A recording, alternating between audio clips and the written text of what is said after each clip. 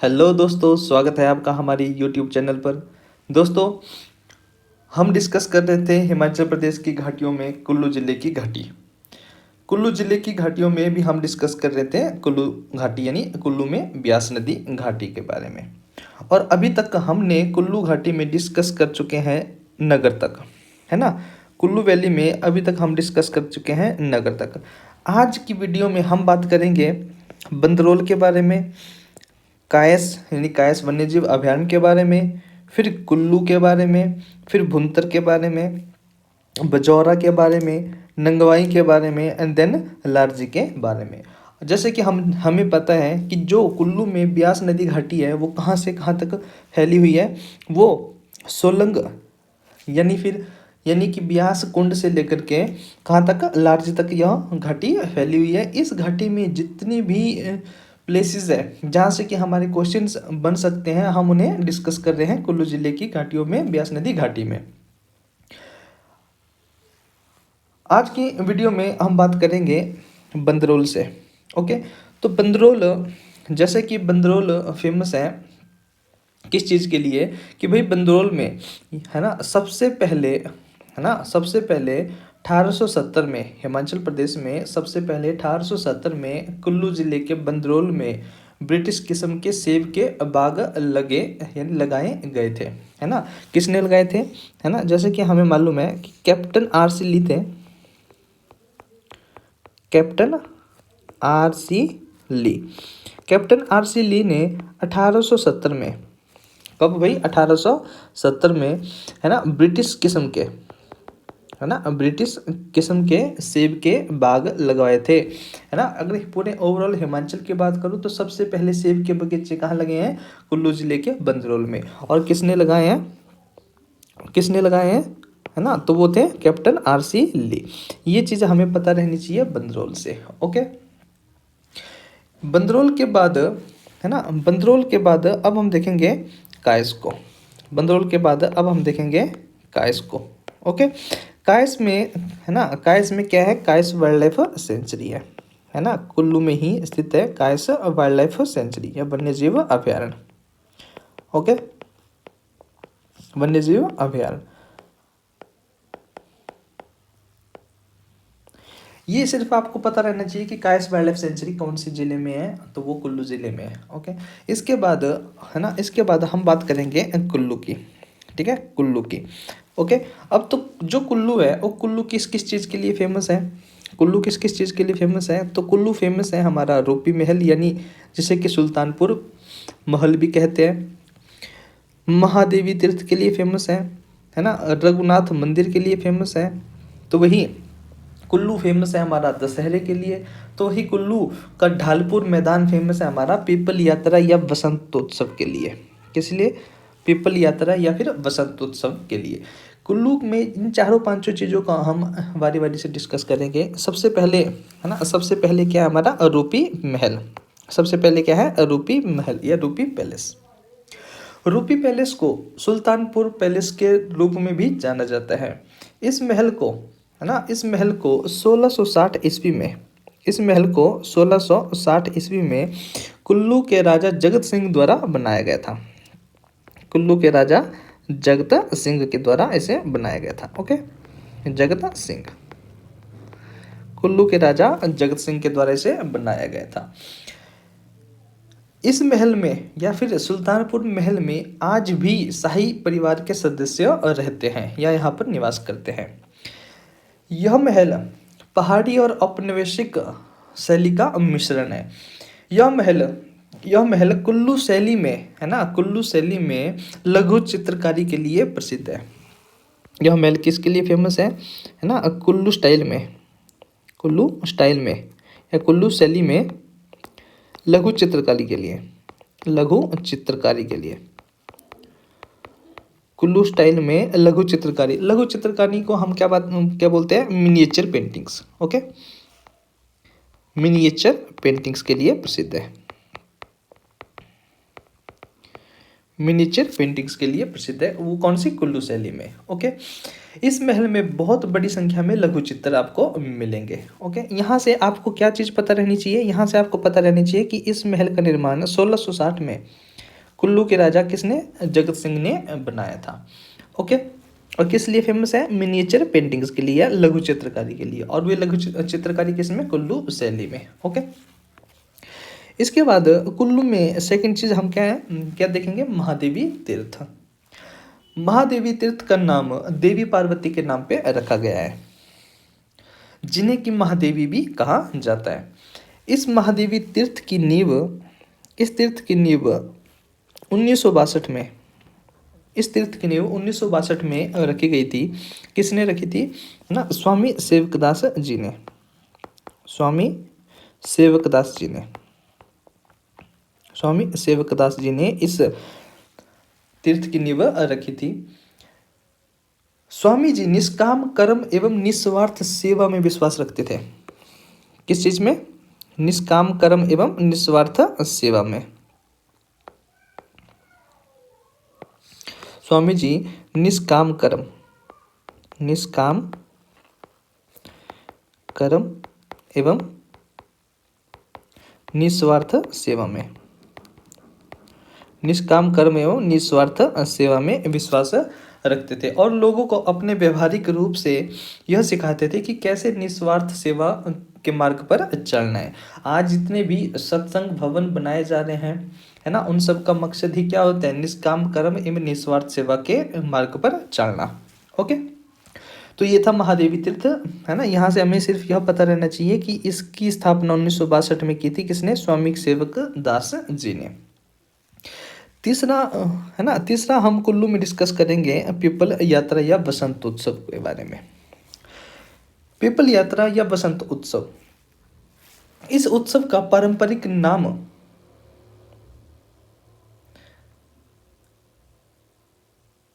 है ना, इस उत्सव का पारंपरिक नाम पीपल यात्रा या इसे रायरी जाच भी कहा जाता है। क्या कहा जाता है इसका, और नाम क्या है, रायरी जाच।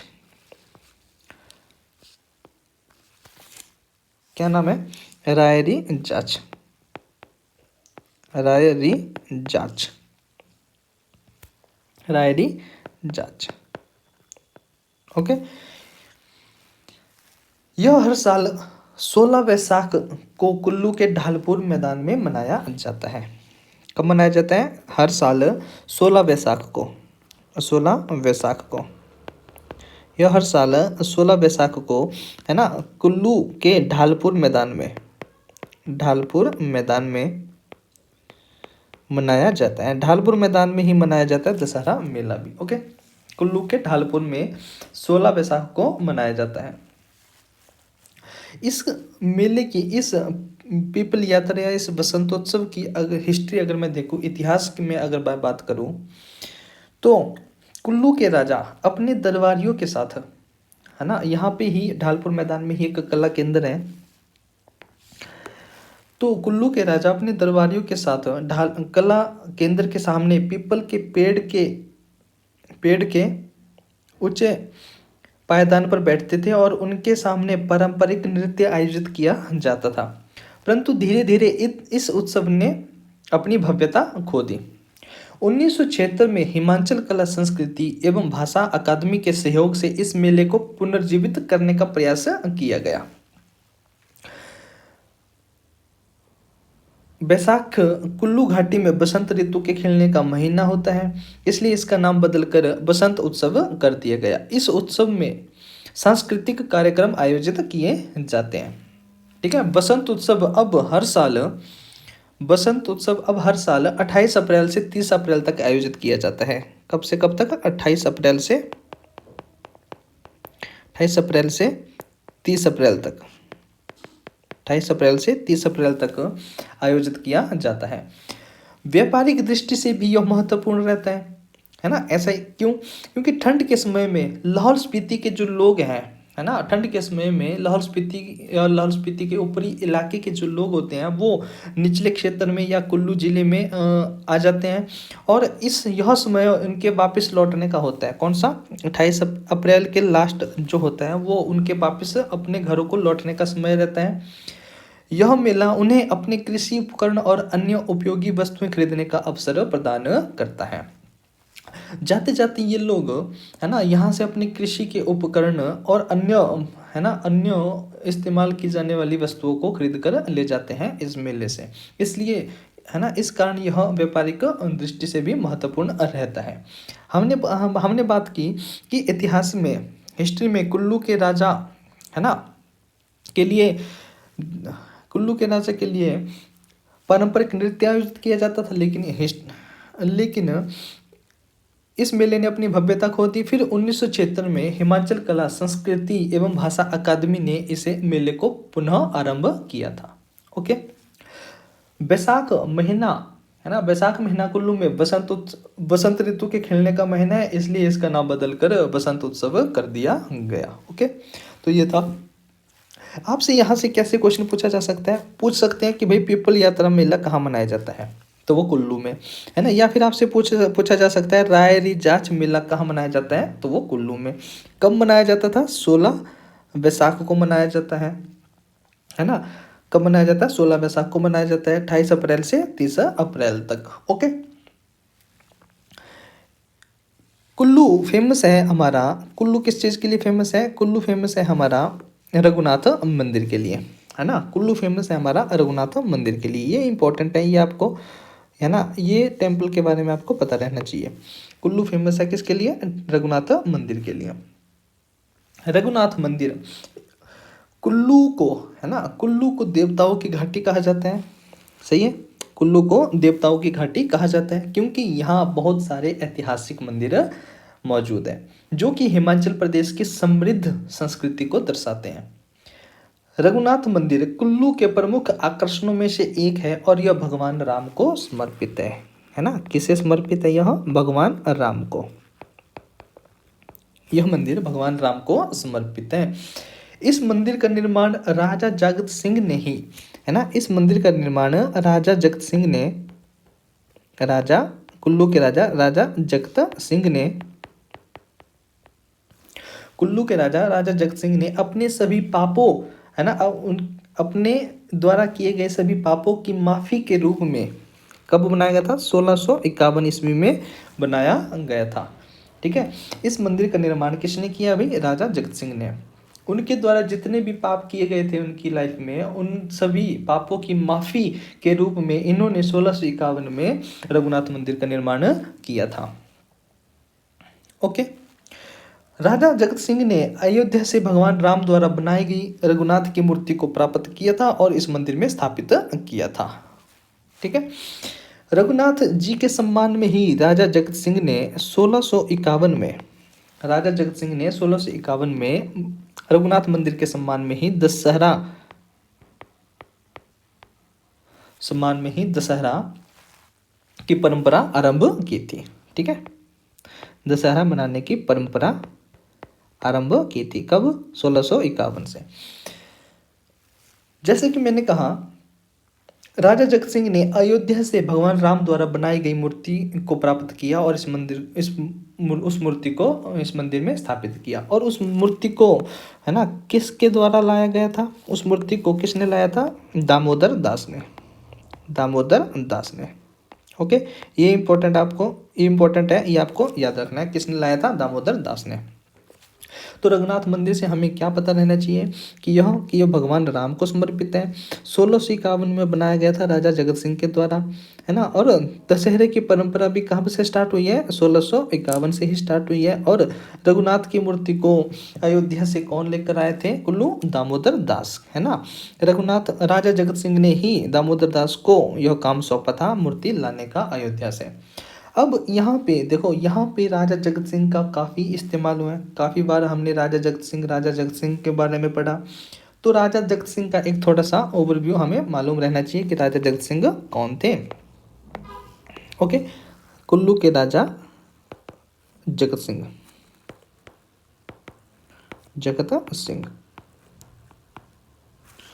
कुल्लू के राजा जगत सिंह। ओके, कुल्लू के राजा जगत सिंह, कुल्लू के राजा जगत सिंह के बारे में अगर हम बात करें तो इनका जो है ना, इनका जो रेन था, है ना, इनका जो पीरियड था वो था 1637 से, ये राजा रहे थे 1637 से 72 तक, 1637 से 1672 तक। राजा जगत सिंह को कुल्लू के सबसे शक्तिशाली राजा माना जाता था, है ना। सबसे शक्तिशाली राजा कौन थे कुल्लू के? वो राजा जगत सिंह, सबसे शक्तिशाली राजा, कुल्लू के सबसे शक्तिशाली राजा राजा जगत सिंह को माना जाता था। राजा जगत सिंह ने ही 1660 में, है ना, 1660 में कुल्लू की राजधानी को नगर से, है ना, कुल्लू की राजधानी को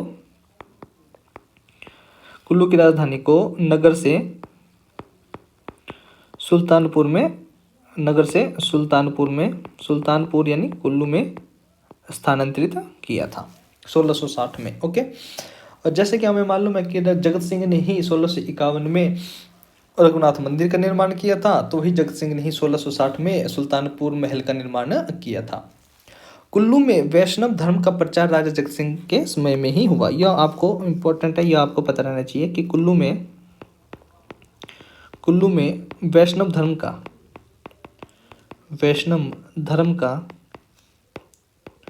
प्रचार प्रसार राजा जगत सिंह के शासनकाल में ही हुआ था। राजा जगत सिंह के शासन काल में हुआ था। ओके, ये आपको पता रहना चाहिए कुल्लू के बारे में। नेक्स्ट हमारा क्या है? नेक्स्ट है हमारा भुंतर। ठीक है, नेक्स्ट हमारा क्या है? भुंतर। भुंतर के बारे में, भुंतर किस लिए फेमस है? भुंतर में एक तो एयरपोर्ट है और दूसरा भुंतर में भुंतर मेला मनाया जाता है। भुंतर मेला मनाया जाता है। यह मेला देखो, भुंतर मेला एक आषाढ़, ठीक है, एक आषाढ़, हिंदी का आषाढ़ महीने के पहले आषाढ़, यानी आषाढ़ महीना कौन सा पड़ता है? जून जुलाई। कौन सा पड़ता है भाई? जून जुलाई। एक आषाढ़ को 3 दिनों के लिए आयोजित किया जाता है।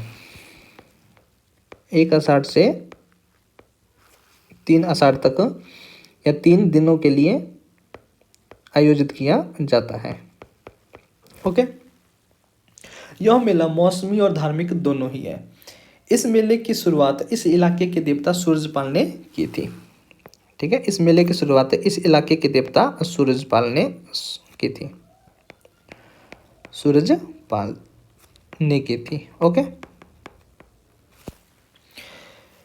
भाई, यहाँ से एक इम्पॉर्टेंट बात है इस मेले की, वो यह कि इस दिन से, है ना, एक आषाढ़ से, इस दिन से नई काटी गई फसलों के अनाज का उपयोग शुरू किया जाता है। यानी कि इस मेले से, है ना, एक आषाढ़ से नई काटी गई फसलों के अनाज का उपयोग शुरू किया जाता है। इस नई फसल से बने भोजन को, है ना, इस नई फसल से बने भोजन को सबसे पहले देवताओं को चढ़ाया जाता है और फिर उस भोजन को अन्य रिश्तेदारों और दोस्तों में साझा किया जाता है।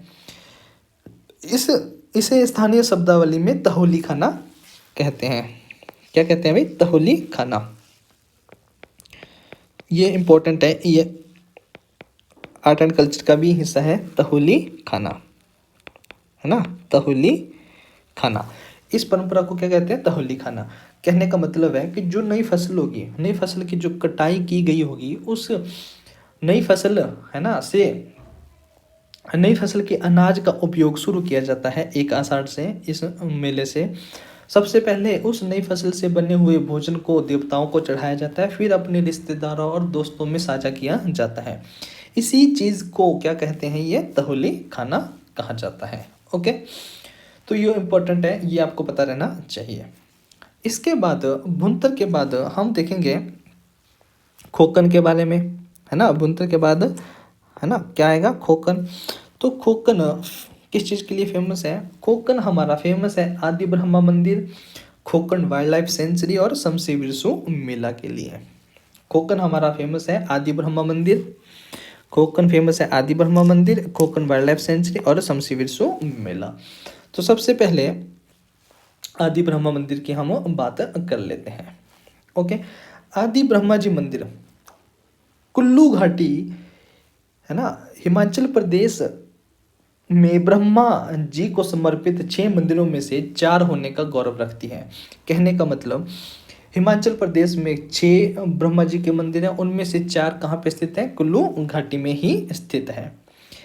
और इन 4 ब्रह्मा के मंदिरों में से ही सबसे प्रसिद्ध कौन सा है? कुल्लू के खोकन का आदि ब्रह्मा मंदिर। सही है, कुल्लू के खोकन का आदि ब्रह्मा मंदिर सबसे प्रसिद्ध है कुल्लू जिले के 4 ब्रह्मा मंदिरों में से। अगर इस मंदिर के आर्किटेक्चर स्टाइल की अगर मैं बात करूं तो यह मंदिर बनाया गया है पैगोडा शैली में। ठीक है, यह मंदिर किस में बनाया गया है? पैगोडा स्टाइल में। ये आपको पता रहना चाहिए, पैगोडा शैली में।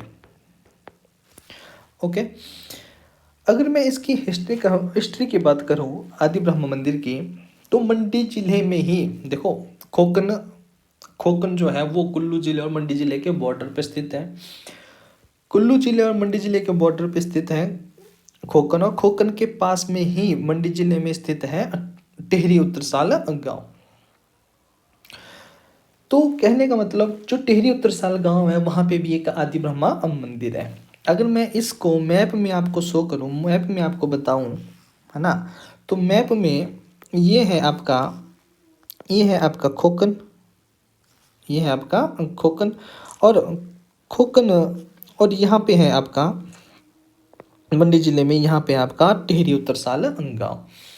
ठीक है, तो मंडी जिले के टिहरी उत्तरसाल में आदि पुरखा मंदिर है और खोकन में आदि ब्रह्मा मंदिर है। इन दोनों से जुड़ी किंवदंती है। ठीक है, इन दोनों से जुड़ी हुई एक किंवदंती है, और वो क्या है? कहते हैं, स्थानीय लोगों का कहना है कि खोकन में आदि ब्रह्मा मंदिर पूजा का मूल स्थान हुआ करता था, लेकिन मंडी और कुल्लू के बीच एक क्षेत्रीय विवाद के कारण टिहरी और खोकन के 2 गांव को अलग अलग कर दिया गया। पहले एक ही टिहरी के लोगों ने स्वयं का ब्रह्मा मंदिर बनाने का फैसला किया और इसे उन्होंने नाम दिया आदि पुरखा मंदिर, है ना। और खोकन के आदि ब्रह्मा मंदिर में से कुछ मूर्तियों और चित्रों को लाया गया और टिहरी उत्तरसाल के आदि पुरखा मंदिर में स्थानांतरित किया गया। ओके, तो मैं क्या चीज़ है, मंडी के टिहरी में, है ना, मंडी के टिहरी उत्तरसाल में कौन सा मंदिर है? आदि पुरखा मंदिर, है ना, आदि पुरखा मंदिर। ये भी आदि ब्रह्मा जी का मंदिर है, ये भी पैगोडा शैली में बनाया गया मंदिर है। ओके, ये भी पैगोडा स्टाइल का मंदिर है। पहले यह खोकन का आदि ब्रह्मा मंदिर ही पूजा का मूल स्थान हुआ करता था, लेकिन बाद में, है ना, बाद में क्षेत्रीय विवाद के चलते, मंडी और जिले के क्षेत्रीय विवाद के चलते इन दोनों गांवों को अलग कर दिया गया। उसके बाद टिहरी उत्तरसाल जो कि मंडी जिले में आया, इन्होंने अपना आदि ब्रह्मा का मंदिर बनाने का फैसला किया, इन्होंने बनाया, और जो मूल मंदिर था आदि ब्रह्मा मंदिर जो कि खोकन में था, वहां से कुछ मूर्ति और चित्रों को, है ना, इस आदि पुरखा मंदिर में स्थानांतरित किया गया। ओके, सेकंड, खोकन फेमस है हमारा खोकन वाइल्ड लाइफ सेंचुरी के लिए। यहाँ से हमें सिर्फ और सिर्फ ये पता रहना चाहिए कि खोकन वन्यजीव अभयारण्य किस जिले में आता है, तो वो है हमारा कुल्लू जिले में। ओके, तीसरा, खोकन फेमस है समसी विरसू मेले के लिए। जो समसी विरसू मेला है, समसी विरसू मेला, ठीक है, खोकन फेमस है समसी विरसू मेला के लिए। समसी विरसू मेला 1 दिन के लिए मनाया जाता है खोकन में। ओके, इसके बाद कुल्लू ब्यास नदी घाटी में आता है बजौरा, है ना। बजौरा फेमस है हमारा बसेश्वर महादेव मंदिर के लिए। ये इंपॉर्टेंट है, ये हमें पता रहना चाहिए। और बजौरा से अगर मैं बात करूं, बजौरा की अगर मैं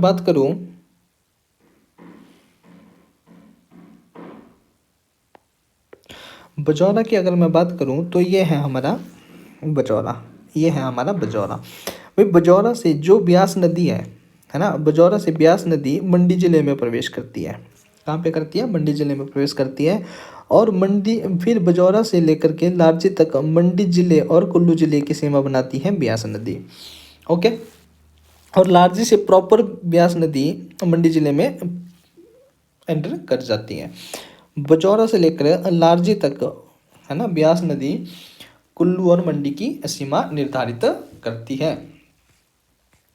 सेकंड, बजौरा है ना, बजौरा फेमस किसके लिए है? बसवेश्वर महादेव मंदिर के लिए फेमस है। ओके, बजौरा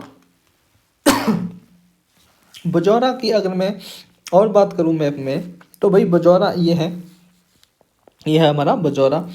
और बजौरा में ही गड़सा नाला ब्यास नदी, बजौरा के पास में ही गड़सा नाला ब्यास नदी में आकर मिलता है ना। और इस गड़सा है ना, इस गड़सा नाले के द्वारा बनाए जाने वाली वैली ही क्या कहलाती है? गड़सा वैली कहलाती है। ओके, बजौरा, अगर बजौरा की हिस्ट्री की अगर मैं बात करूं, तो बजौरा हिमाचल प्रदेश के कुल्लू जिले का एक छोटा सा शहर है। बजौरा में एक समय कई मंदिर और एक बड़ा किला मौजूद हुआ करता था, जो यह दर्शाता है कि यह अतीत में है ना सामाजिक, सांस्कृतिक और आर्थिक गतिविधियों का महत्वपूर्ण केंद्र हुआ करता था। उस किले के अवशेष हमें 19वीं शताब्दी तक दिखाई पड़ते थे। अब वहाँ पे कोई किला मौजूद नहीं है। उसके किले के जो अवशेष थे वो 19वीं शताब्दी तक हमें दिखाई पड़ते थे वहाँ पर। और बजौरा जो है वह प्राचीन व्यापार मार्ग पर ही स्थित था, जो कि पंजाब के मैदानों को है ना तिब्बत और मध्य एशिया से जोड़ता था। एक ताम्रपत्र के अनुसार, किसके अनुसार? ताम्रपत्र के अनुसार, एक ताम्रपत्र के अनुसार बजौरा को हाट कहा गया है। एक ताम्रपत्र के अनुसार, एक ताम्रपत्र के अनुसार बजौरा को क्या कहा गया है? हाट कहा गया है, जिसका मीनिंग क्या होता है? बाजार। जिसका मीनिंग क्या होता है? बाजार होता है। जिसका मीनिंग बाजार होता है। ओके, बजौरा में प्रसिद्ध बसवेश्वर महादेव का मंदिर है। ये जो बसवेश्वर महादेव मंदिर है ये इंपॉर्टेंट है, यहाँ हमें है ना इंपॉर्टेंट है। बसवेश्वर महादेव मंदिर कहाँ पर है? बजौरा में है, कुल्लू में। यहाँ से हमें क्वेश्चन देखने को मिलता है। सबसे पहले बसवेश्वर महादेव मंदिर की अगर मैं बात करूँ, तो इसका जो आर्किटेक्चर स्टाइल है ना, तो वो कौन सा शैली है? नगर शैली है। कौन सी? नागर शैली है। नागर स्टाइल में इसे मंदिर को बनाया गया है ना, जिसे आमतौर पर हम क्या बोल देते हैं? शिखर शैली भी बोलते हैं, शिखर शैली। ओके, यह मंदिर आर्कियोलॉजिकल सर्वे ऑफ इंडिया के तहत एक संरक्षित स्मारक है, यानी कि इसकी देखरेख कौन करता है? Archaeological survey of India. अब यहाँ से जो इम्पोर्टेंट बात है जो आपको पता रहनी चाहिए वो क्या है? वो यह है कि जो बसवेश्वर महादेव टेम्पल है ना, इस मंदिर को गुर्जर प्रतिहारों के संरक्षण में, किसके संरक्षण में? गुर्जर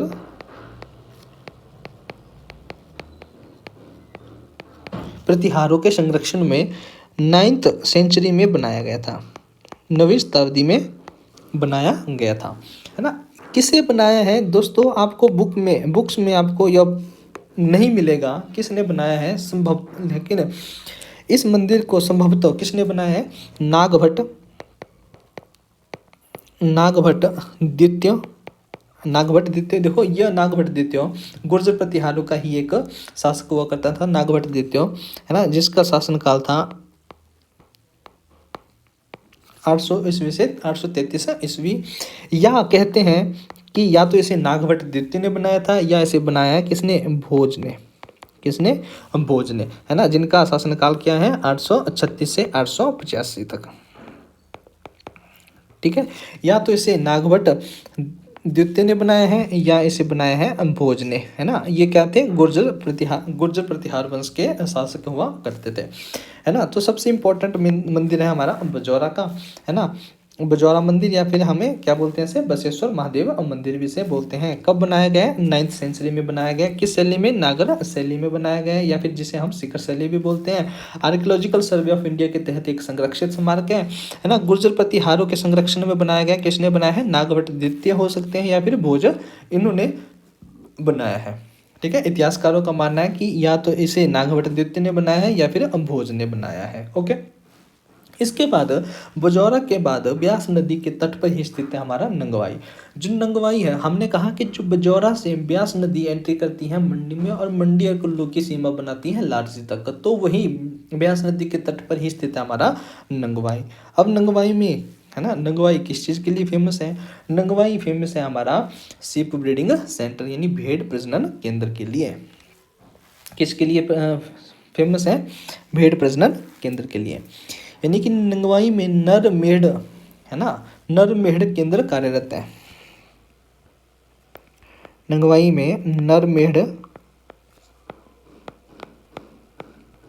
केंद्र कार्यरत है, जहां पर उन्नत किस्म के नर मेढ़ों का पालन किया जाता है तथा क्रॉस ब्रीडिंग की सुविधा भी उपलब्ध करवाई जाती है। यहाँ पर, है ना, उत्तम किस्म के नर मेढ़ों का पालन किया जाता है तथा भेड़ पालकों को क्रॉस ब्रीडिंग की सुविधा भी उपलब्ध करवाई जाती है। ओके, दोस्तों, भेड़ पालन, हिमाचल प्रदेश में भेड़ पालन की एक सेपरेट वीडियो है, जिसका लिंक आपको डिस्क्रिप्शन बॉक्स में दे दिया जाएगा। वहाँ से आप उस वीडियो को देख सकते हैं। ओके, नंगवाई, है ना, नंगवाई में ही नर मेढ़ केंद्र या भेड़ प्रजनन केंद्र के अलावा, है ना, यहाँ पर ही स्थित है अंगोरा खरगोश का ब्रीडिंग सेंटर। ठीक है, अंगोरा रैबिट फार्म या अंगोरा खरगोश की प्रजाति का फार्म कार्यरत है। ठीक है, तो अगर मैं खरगोश की बात करूं तो सर्वाधिक खरगोश का जो पालन किया जाता है वो कुल्लू जिले में किया जाता है। ओके, नेक्स्ट, ब्यास घाटी में जो अंतिम, है ना, अंतिम प्लेस जो रहेगा, इंपॉर्टेंट प्लेस, है ना, जो वो है लारजी। जैसा कि हमें पता ही है कि ब्यास नदी घाटी, कुल्लू में ब्यास नदी घाटी ब्यास कुंड से लेकर लारजी तक फैली हुई है। लारजी की अगर हम बात करें तो लारजी से ब्यास नदी पश्चिम की तरफ मुड़ती है और धौलाधार पर्वत श्रृंखला को काटती है। लारजी से ही ब्यास नदी धौलाधार पर्वत श्रृंखला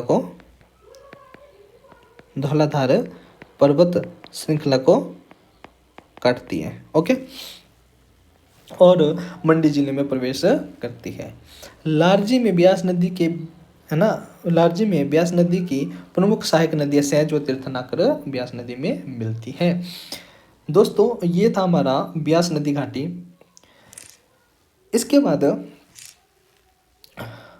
बाद जो हमने डिस्कस किया, इसके बेस पे जो शिमला कमीशन के द्वारा पूछे गए क्वेश्चन हैं उन्हें हम डिस्कस करते हैं। प्रीवियस 4, 5, 6 सालों में जो भी क्वेश्चन पूछे गए हैं ब्यास नदी घाटी, कुल्लू में ब्यास नदी घाटी से, वो हमें डिस्कस कर लेते हैं। जैसे कि क्वेश्चन है, HAS 2016 में आया हुआ क्वेश्चन है। क्या क्वेश्चन है कि खोकन में आदि ब्रह्मा मंदिर की स्थापत्य शैली क्या है? यानी कि खोकन में जो आदि ब्रह्मा मंदिर है उसका आर्किटेक्चरल स्टाइल क्या है? तो हमने इसको डिस्कस किया, तो वो स्टाइल क्या था? पेगोडा शैली का। ओके, सेकंड क्वेश्चन आ रखे हैं शिमला कमीशन में ही, क्या है कि कुल्लू क्षेत्र में फल उत्पादन के अग्रदूत के रूप में वह कौन प्रसिद्ध व्यक्ति थे जिन्होंने 1870 ईस्वी में वहाँ एक सेब का बाग स्थापित किया था? तो हमें मालूम है कि वो कौन थे? कैप्टन RC ली। कौन थे? कैप्टन RC ली ने 1870 में कुल्लू के बंदरोल में सबसे पहले सेब के बाग लगवाए थे। यही सेम क्वेश्चन रिपीट हुआ है HAS 2016 में। क्या क्वेश्चन है कि कैप्टन RC ली ने किस वर्ष के आसपास कुल्लू क्षेत्र में सेब का बगीचा स्थापित किया था? है ना, तो वो कब है? 1870 ईस्वी में।